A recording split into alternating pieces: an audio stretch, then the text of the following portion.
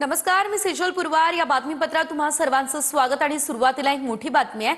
नगर परिषद आणि नगरपालिकेच्या निकालाबाबत आज सुनावणी होणार आहे। 21 डिसेंबरला निकाल, या निर्णयाला आव्हान देण्यात आलेलं आहे। 2 डिसेंबर रोजी झालेल्या निवडणुकीचे निकाल तातडीने लावावे अशी मागणी या याचिकेमध्ये करण्यात आलेली आहे। नागपूर खंडपीठाने दिलेल्या निर्णयाला सुप्रीम कोर्टात आव्हान देण्यात आलं।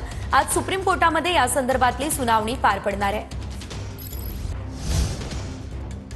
तर औरंगाबाद न्यायालयानं राज्य निवडणूक आयोगाला आता झापलेलं आहे। मुंबई उच्च न्यायालयाच्या औरंगाबाद खंडपीठानं राज्य निवडणूक आयोगाला झापलंय। नगरपालिका आणि नगरपंचायत निवडणुका अखेरच्या क्षणी लांबणीवर टाकण्याच्या निवडणूक आयोगाच्या निर्णयावरती तीव्र नापसंती व्यक्त केली आहे। ऐनवेळी निवडणूक लांबणीवर टाकणं टाळता येण्यासारखं होतं। झालेला निर्णय योग्य नव्हता। मुंबई हायकोर्टाच्या औरंगाबाद खंडपीठानं ही नाराजी व्यक्त केली। तर या दरम्यान आपण जर बघितलं तर न्यायाधीश कंकणवाडी आणि न्यायाधीश हितेन वेणेगावकर यांच्या खंडपीठापुढे या संदर्भातली सुनावणी जी आहे ती पार पडलेली आहे। दुसरीकडे आज शिक्षकांनीही राज्यव्यापी संप पुकारलेला आहे। अनेक शाळा आज बंद असतील। 2024 ची संचमान्यता धोरण रद्द करावी अशी शिक्षकांची मागणी आहे। टीईटी परीक्षेमुळे वाढलेल्या संभ्रमामुळे शिक्षकांनी हा संप पुकारलेला आहे। संपात सहभागी झाल्यास एका दिवसाचं वेतन कापलं जाणार आहे। शिक्षण विभागानं ही भूमिका घेतली आहे।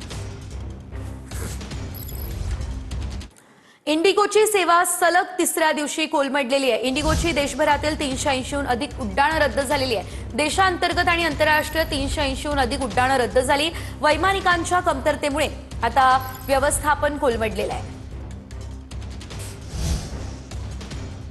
तर इंडिगोच्या विमान सेवेचा फटका खासदार अमोल कोल्हेंनाही बसलाय।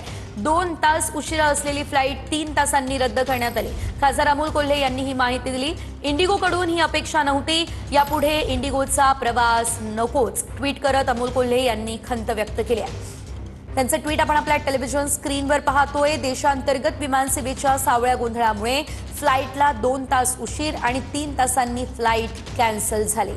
सिस्टीम वेळ वाया घालवत असली तरी मी नाही, या मिळालेल्या निवांत वेळेत एक महत्त्वाचं लेखन पूर्ण केलं। 3 तासांनी फ्लाइट कॅन्सल झाली याचा मनस्ताप आहे, पण होऊ दिला नाही याचं जास्त बरं वाटतंय। इंडिगोकडून मात्र ही अपेक्षा नव्हती। यापुढे इंडिगोचा प्रवास नकोच। जय शिवराय।